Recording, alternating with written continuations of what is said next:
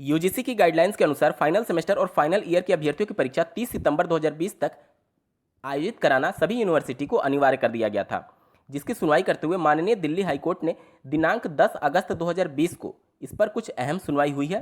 क्या कुछ फिर से यूजीसी के द्वारा आंसर काउंटर फाइल किया गया और क्या कुछ महत्वपूर्ण बातें निकल करके सामने आ रही है। साथ ही ऐसे अभ्यर्थी जो डीएलएड कर रहे हैं उनको किस सेमेस्टर पर फोकस करना चाहिए, इन सबके रिगार्डिंग इस वीडियो में हम लोग डिटेल में बात करने जा रहे हैं। तो यदि आप भी ऐसे ही महत्वपूर्ण मुद्दों से प्रभावित हो रहे हैं तो यह वीडियो आपके लिए बेहद महत्वपूर्ण हो सकती है।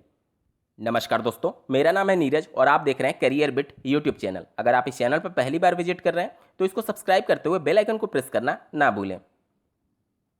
माननीय दिल्ली हाईकोर्ट में यूजीसी ने स्पष्ट कहा है कि कोई भी राज्य खुद से अंतिम वर्ष और अंतिम सेमेस्टर की परीक्षा को रद्द नहीं कर सकते। ये उन्होंने इस बात पर कहा कि जैसा कि आपको ज्ञात होगा कि दिल्ली सरकार के द्वारा सभी अभ्यर्थियों को, चाहे वह किसी भी सेमेस्टर या फिर किसी भी वर्ष में हो, उनको बिना परीक्षा प्रमोट करने के संदर्भ में दिशा निर्देश जारी किए गए थे।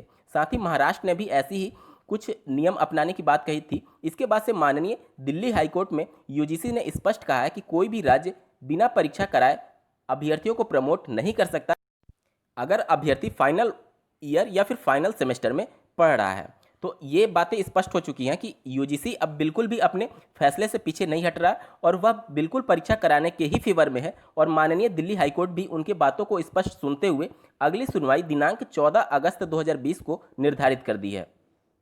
यूजीसी के द्वारा कह दिया गया है कि अगर कोई यूनिवर्सिटी बिना परीक्षा अभ्यर्थियों को प्रमोट करती है तो उनकी डिग्री मान्य नहीं होगी। अब बात करते हैं कि डीएलएड अभ्यर्थियों को किस सेमेस्टर की पढ़ाई करनी चाहिए। तो आप स्क्रीन पर एक आर्टिकल देख पा रहे होंगे, 1 सितंबर से पूरे देश में खुल जाएंगे स्कूल और कॉलेज।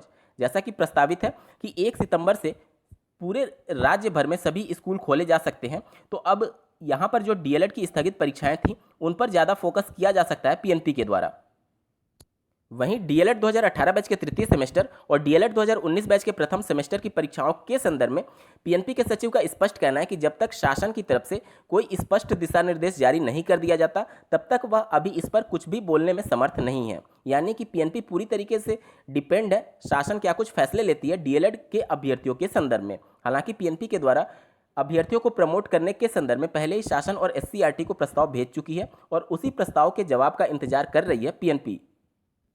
यहाँ पर 10 दिन से ज़्यादा का समय हो चुका है। अगर शासन स्तर पर या फिर एससीईआरटी स्तर पर कुछ प्रमोट ना किए जाने के संदर्भ में अगर कुछ विचार चलता होता तो हो सकता था कि अब तक अपडेट कर दिया गया रहता और आपने अपनी थर्ड सेमेस्टर और प्रथम सेमेस्टर की परीक्षाएं के संदर्भ में पहले ही अच्छे से तैयारी कर रखी होगी।